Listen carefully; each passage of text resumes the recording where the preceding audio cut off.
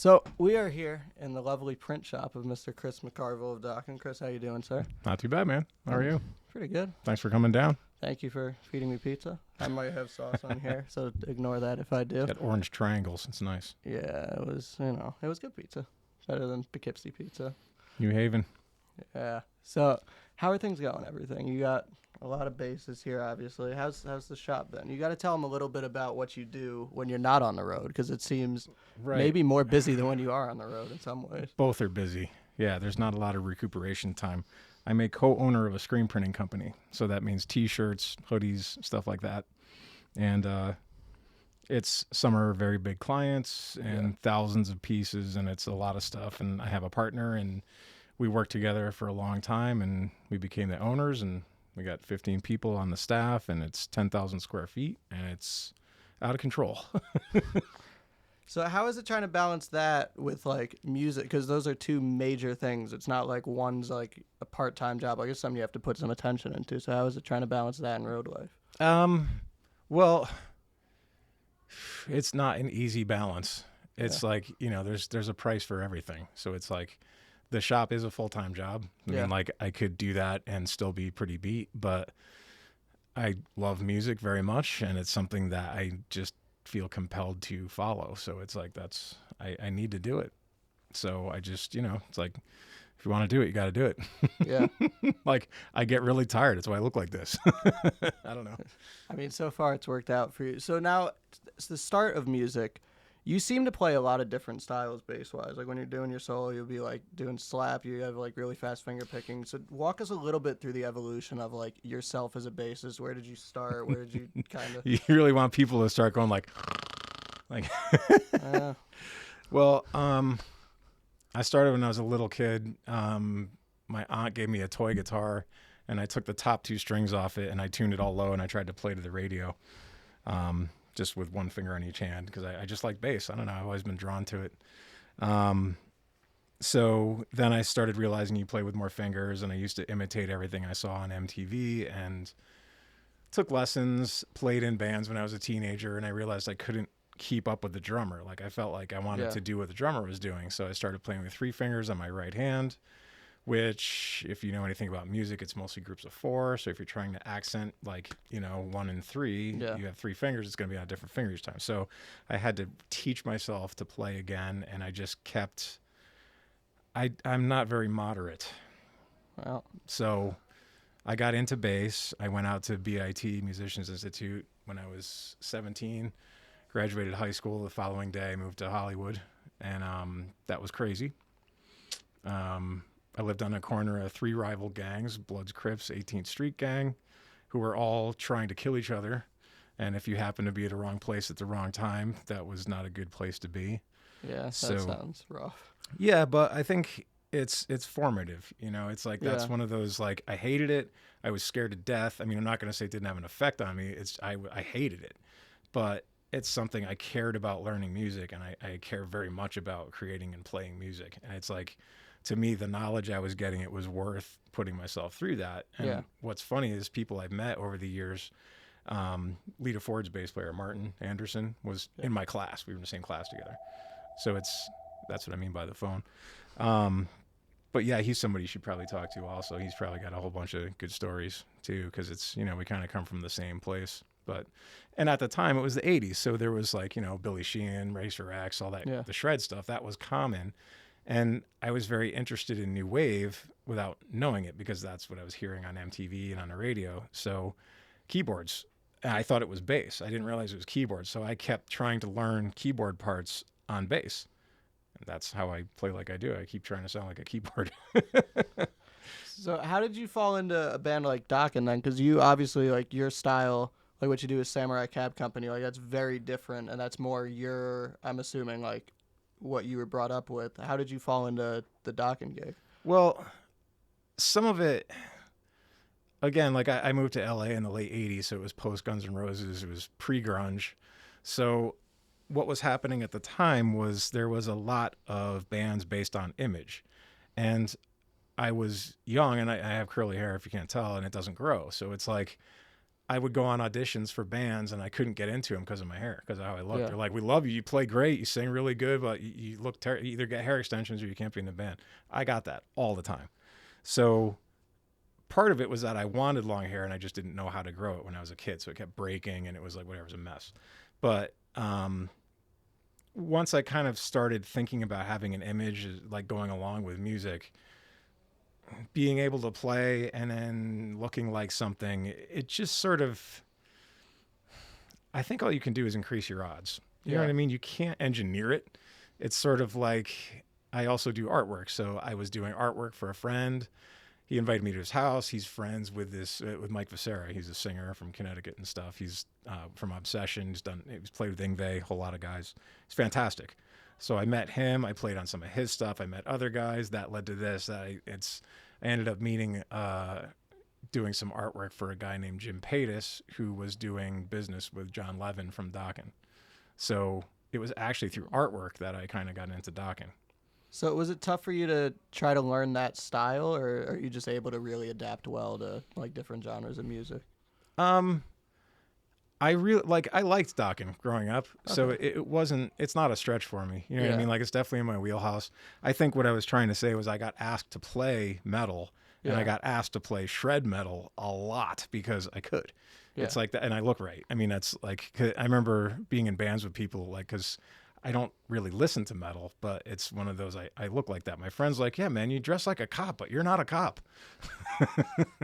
But I like playing it and I like expressing it. And I really like, Dokken's a genuine thing for me. Like, it's not like I'm pretending to do something I don't like. Like, I actually really like it. I like the songs and it's fun and it's the stuff I get to sing and play. It's really enjoyable. I dig it. So I ask everybody this when they like join a band and they have to kind of take over people's parts. Well, how did you go about learning like all of Pilson's bass parts and stuff? Well, he's great. And I think he's really underrated. I think it's like, he played a lot of very interesting things that a lot of bass players don't typically do. So I know that, but having met Don and having met everybody in Dokken, I don't think they understood maybe that's what Jeff was doing. Or maybe they just wanted it simple. So at first I came in and I kind of just stuck to the root notes. I played very conservatively. Like, I wasn't trying to go completely mental. As time went on, I started to see where I could kind of take some leeway. Because I guess basically what I think about is, like I said, I'm not really a metalhead. I'm not just a shred guy. So it's like, I'm not trying to play a million miles an hour all the time. I'm trying to accompany.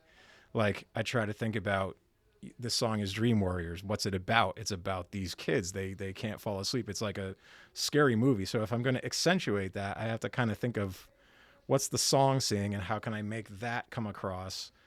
If by playing this, does it make it come across better? You know what I mean? It's an intention. So that's the kind of thing I think about when I'm playing, more than, oh, I can't wait to like blow my wad. Like, you know what I mean? It's like, I don't know. I just try to make it make sense. That's kind of what it is. So how has it been like gelling into the band with Doc? And you guys all seem to really mesh great. The instrument players, like you, John, and BJ, you guys all mesh great. How was that when you first got together to play with the band? I think it's always been easy because, I mean, once you're at a certain level like John is and like BJ is, I mean, BJ and I go back like 20 years we've been playing together. So for us, it's like, when you think about it. But, I mean, John's been in Dokken for 20 years, and it's like, I think it was probably harder for them because they're used to Mick, they're used to Jeff, they're used to the original guys, so they kind of have an expectation of how it'll sound. Yeah. Whereas us, we want to make them happy, but we're different people, so we're not going to sound exactly like the original guys.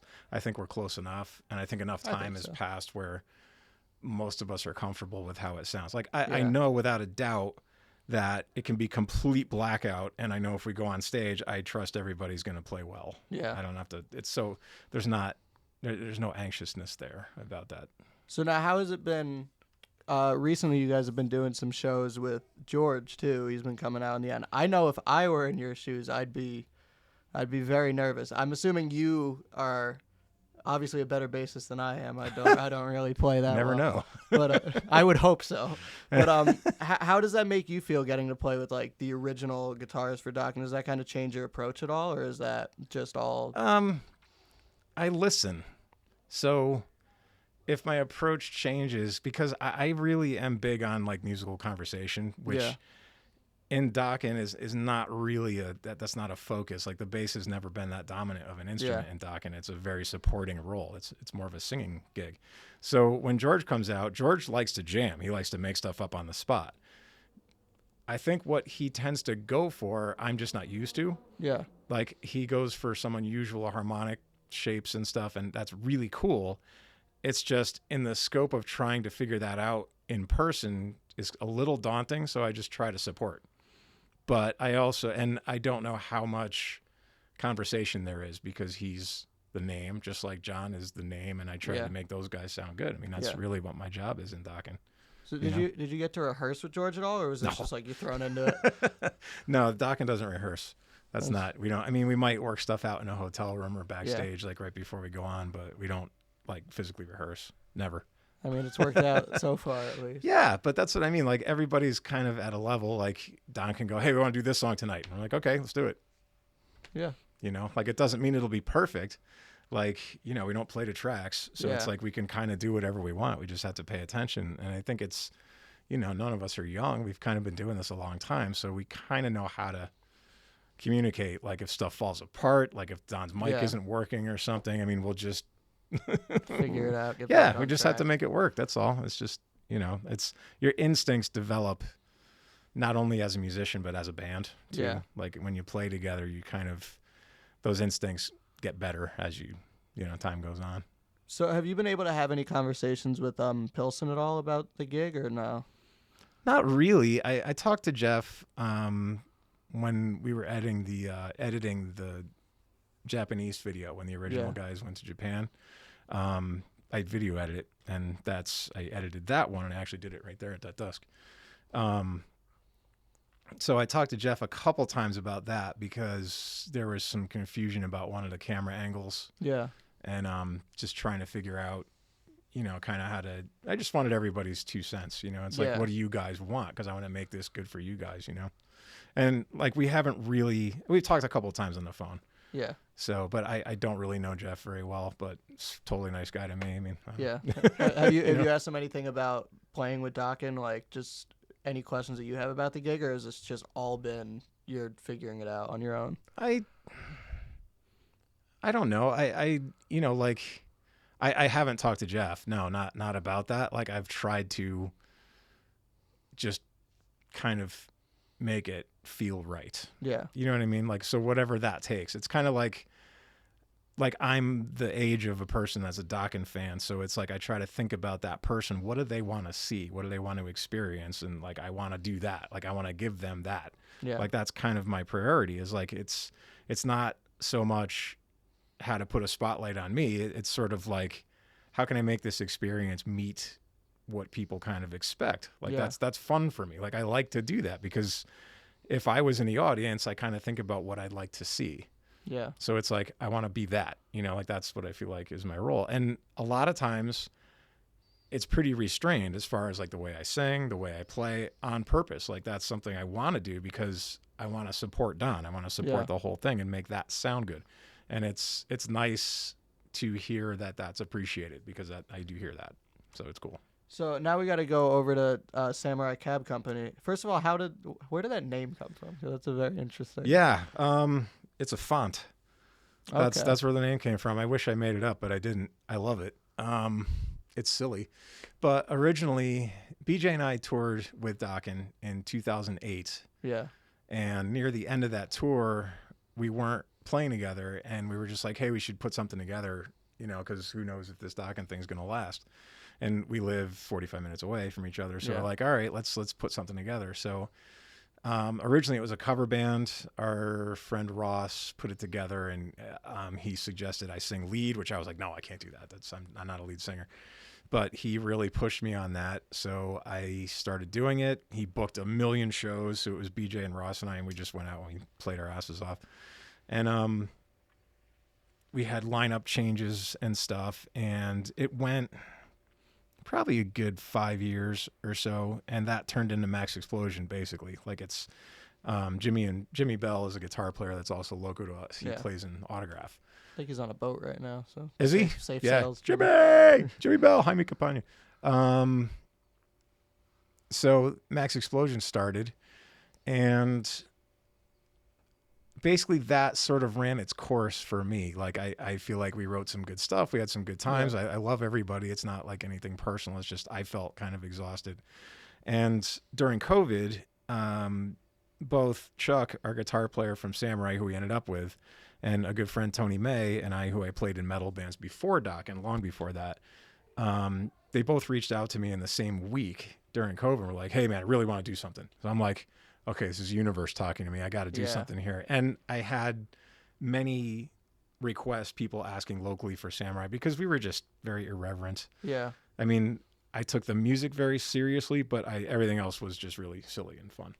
So as you can tell from the Christmas video, if you haven't watched that. Yeah, but that's sort of the vibe of that thing. It's like that's an extremely, extremely difficult song to play. It's no joke. I mean, it's a jazz standard. It's like, it's very complicated. The drums are super complicated. So it's completely out of Tony's wheelhouse. The chords on guitar, they're jazz chords, they're not rock chords, but we played it like rock. Yeah. So we had such a good time. And it was sort of like, I wanted to try to not just make a video, I want to try to make it special somehow. So we ended up renting costumes from the Southern Connecticut State University's theater department, and they were real opera costumes from like the 1800s and stuff, and we just rented them, and we're like, screw it, let's just go all the way. Yeah, might as well. And it was like such a great process for us, and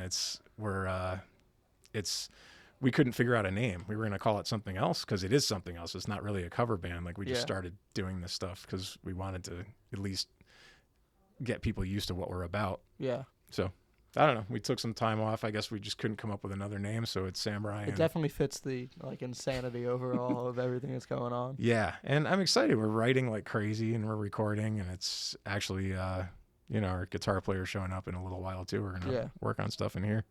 So how is it to do something like that now separate from Dokken? Because Dokken, obviously, I'm assuming at this point you said you're like comfortable in the role and everything. How is it to kind of push yourself beyond, like do new things, like lead vocals, all that? I think it's really important for any musician to try to do things that they care about with music. And I care about Dokken very much. It's not my band, so I don't really make decisions about it. I basically kind of try to do what I can to do what Don needs. Yeah. So to me, it's for me to do Samurai is really important to me so that I don't become a total maniac to Don. Like it allows me to get all this stuff out of my system. Like I can write the way I want to write. I can produce it the way I want. I can make the bass line. I can do whatever.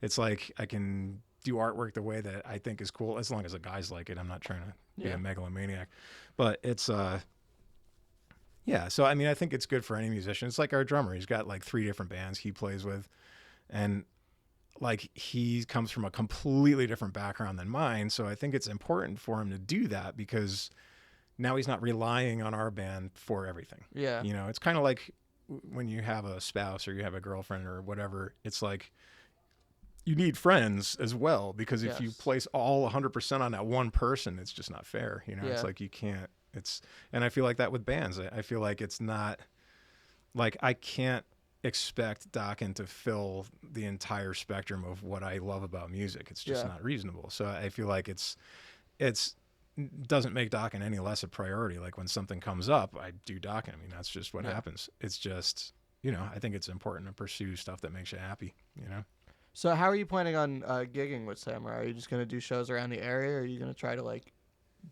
make it bigger, maybe do some like weekends out? Well, I think we'd like to do weekends out eventually, but right now we're kind of writing and recording stuff, and the Christmas thing really helped us understand what we are as a band, and that took us about a year and a half. Like we tried all kinds of stuff. I mean, we tried just different styles of music and to see what fit us, and it's bizarre. Like won't go on forever, but basically Tony is a metal progressive Dream Theater kind of drummer. Yeah. But we played a lot growing up, and I basically learned a lot from Musicians Institute and kind of imparted that to him, and he absorbed it like crazy. So he's, imagine a metal drummer, but he's also like got the Peter Gabriel chops. Like he can do his finesse and vocabulary are way above a regular metal drummer. So it's like, I love it. Like the stuff he comes up with is completely left field. Same time, his internal engine is very exciting. Like he pushes it, or he's an ocean. It's not just a drum machine all the time. It's like he can do that, but he fluctuates, and it's like, that's exciting. And I learned that from Mick. I mean, that's because I used to be very much, like everything's quantized, everything's got to be perfectly in, and Mick is not that. He's like a tidal wave and a tsunami combined with a tornado, and it was so much fun playing with Mick. I didn't understand how that affects an audience. Yeah. And I learned so much from Mick. I really did. I missed it, dude. What's up, Mick? Hi, Mick. You don't know me, but hello. Yeah. So what would you say your style is with Sam? Like, when you're writing and recording, have you landed on something, or are you just like kind of throwing stuff at the wall? No, it's developed pretty much. I don't think there's necessarily the best classification for it because it just sounds really weird. Well, you can make your own. What would you call it? I guess if I had to call it something, it's probably like neo-progressive pop. All right. Because it's I guess that's what Queen is. You know what I mean? Like, how do you put that in a category? It's like, I'm not, because every song is by Queen is like a different song. Yeah, and I'm not comparing us to Queen. That's a bad example. Like, because they're obviously a completely different thing. But for us, it's sort of, I have huge musical roots in like the Beatles and Queen and that type of melodic avant-garde music. Like, I really like that. At the same time, I love heavy stuff. So it's kind of like, it's like the Beatles on steroids kind of. It's like that kind of, but at the same time, I like to play too. So, and I'm a big Yes fan. So it's like, I don't foresee doing extended instrumental pieces. Like, I like Yes's choruses and their payoffs, and I like, they make me feel good. So it's like, I just feel like I don't know what we're going to sort of get pigeonholed as, but I just feel like it's something that not a lot of people do, and there may be a very good reason for that.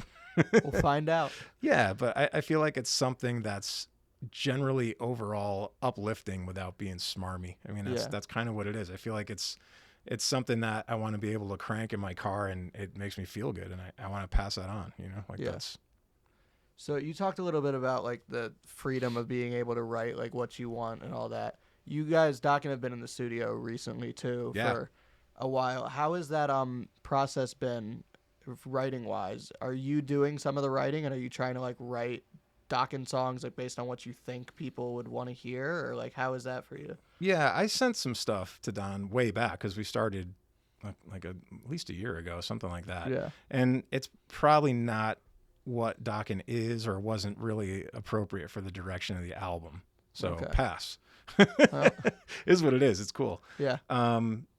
So I played bass, and I asked Don originally, I was like, how do you want this approach? Do you want me to kind of like back off? He's like, no. He's like, get in there, go nuts, like do what you do, like just be yourself, get in there, play. He's like, play. Yeah. So I'm like, okay. That's what you want. So I thought about it, and it's like the same thing as before. It's like I was trying to think of intention. Like, what am I trying? Like, what's Don saying? Luckily, I had Don's rough vocals to record to. I had rough guitar. BJ had done drums, so I had, I could play to the drums easily. Something to follow. Yeah, I mean, I had everything to follow. So with that, I really tried to. I came up with a really good formula, I think, for doing bass in Dokken that's my own signature of it, where it does the role of a bass, but it's got my fingerprint on it too, and that's influenced other things I've done too, which is really cool. So I'm really excited. So there wasn't any, because we were talking earlier about like we mentioned Todd Latore from Queensryche off camera. When he did drums, he was trying to like make it sound like a Queensryche album, but you're doing more just your style, which also fits in with Dokken. Like I think it's important to filter your personality into what you're doing, as long as it's makes sense with the music. It's like, luckily I grew up with Dokken, so I'm familiar with it. I know what it sounds like. I know what color it is, sort of thing. So it's like, I'm not going to be completely inappropriate. That's not what I'm out to do. I want to accentuate parts, or maybe draw your focus to something. Like a lot, again, it's like musical conversation. That's how I look at it. It's like, I'm not going to be doing these massive bass things while Don's singing or John's doing something cool or whatever. But there's places where, like, a lot of people think bass just plays low all the time. Yeah. And it's sort of like, to me, bass's role is to create and release tension. Yeah. So you may have to get off the low stuff so that the low stuff can have an impact when it comes in. In other words, if it's there 100% of the time, there's no impact of it coming in. Yeah. So you have to go down if you're going to go up, you know? So when you guys are recording, because you obviously have, if you can't see, there's a pretty good setup here. You're recording here. Are you guys all doing stuff remotely, or are you guys trying to like sometimes group up and record together when you can? No, it's all remote. That's how this one went. All right. So how is that for you trying to communicate through like online? Does that make it any more difficult, or is that just the way things are now? You're just kind of used to it. I'm used to it. I mean, that's it's not my desired thing. Like, I would much rather go in a studio and just go for a month and then just that's the album. Like, I like that personally. That's not always feasible. I mean, Don lives in Santa Fe. John lives in LA. He's an extremely busy guy. Yeah. And you can kick BJ's door down if you want, though. Yeah, of course. You can go bug him whenever. Yeah, but I mean, BJ and I did the Max Explosion records. We did those remotely too, and we live right here. Yeah. So it's a way that I'm accustomed to recording. It's not like it's any harder. Like, I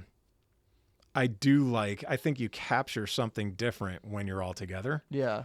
But I don't know how important that is to Dokken, if that makes it, because you're still getting everybody's personality. Yeah. You know what I mean? So I don't know if it's feasible, or, you know what I mean? I don't know if it's worth it to do it that way for Don. You know, like, that's really what it is. So you guys started this. Was it helpful to have kind of that period where you weren't gigging as much with Dokken, like there, because you started like a year and a half ago? Was it helpful to have that during kind of the tail end, but of COVID time, so you can more focus on like being here and writing and recording? I don't think that matters that much. Okay.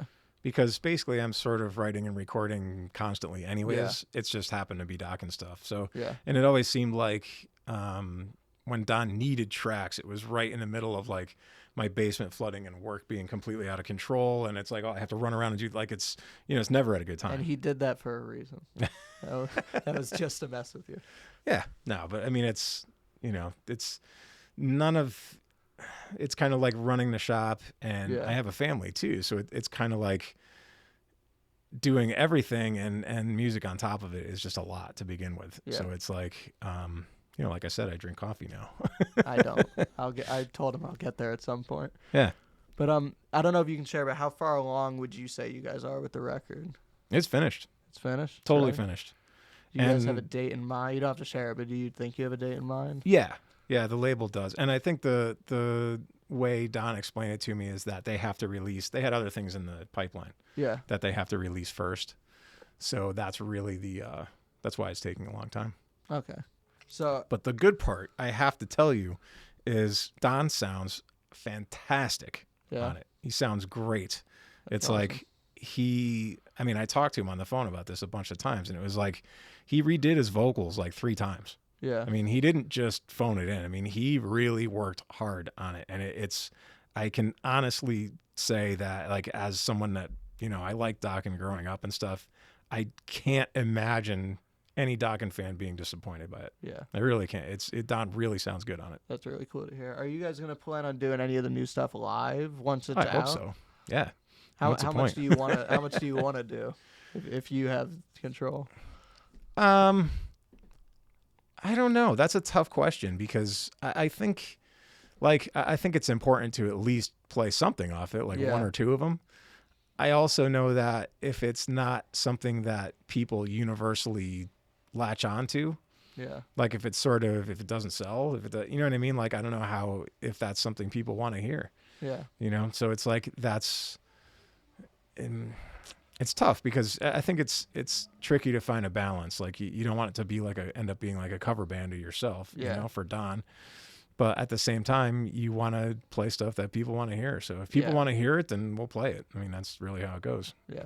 So what do you guys have in terms of gigs coming up? You said you're going out to the Midwest. Are you doing any more? They're starting to come back. You doing any more like bigger festivals coming up? Are you guys starting to book those again? Well, good question. I don't really know. in the scope of my world, I try not to look too far ahead. Yeah. Just because if I look and there's like 10 gigs in a row or something coming up, I'm like, oh my God, am I going to do all this? I don't see any yet. I know that there's always talks of stuff. I mean, there's always, this might happen or that might happen, or I just don't know. Right now, I don't see anything, but that doesn't mean it won't happen. I mean, it's, we did a bunch in Europe a couple years ago and they were great. I had a blast. So they're fun. A lot of times, you can't really depend on necessarily the sound being what you expect, or you just have to kind of make the best of it. And that's part of it, you know? But I'm sure the crowds there, like, they're always very, like, hungry, very excited for what I get. I'm sure it must be fun playing in front of, like, absolutely, crowds like that. Of course. I mean, this is kind of off what you're talking about, but the first arena gig I did with Dokken was 2008, and we played in Nashville. And in an arena, the crowd's about 30 feet away from the stage. It's not right there. So, and if you've ever been in bright lights in a dark concert hall, you're not seeing anybody. You can't see people at all. So it feels like you're rehearsing because there's no people. And then it's suddenly like when you stop, it sounds like fake applause because it's so much. It's like, it sounds like a football game or something. So, and then when they put the house lights on, it was like, wow, that's a lot of people. They're all the way back. That's okay. Well, no, they're not all, but it's they're here. They're not right there. Yeah. So festivals can be like that sometimes, where it's kind of like, for example, we played Wacken in Germany, which was killer, amazing, but everybody was in the sun like all day long. So it's like 80,000 Germans just like this, like melting. You know what I mean? It's like they're into it, but they're sun dead. It's like, what do you? So it's. It's tough. And the thing is too, like, the audiences aren't 18 years old. Like, they're not going to be going mental. It's like, right. I mean, I will. Yes, you will. I appreciate it.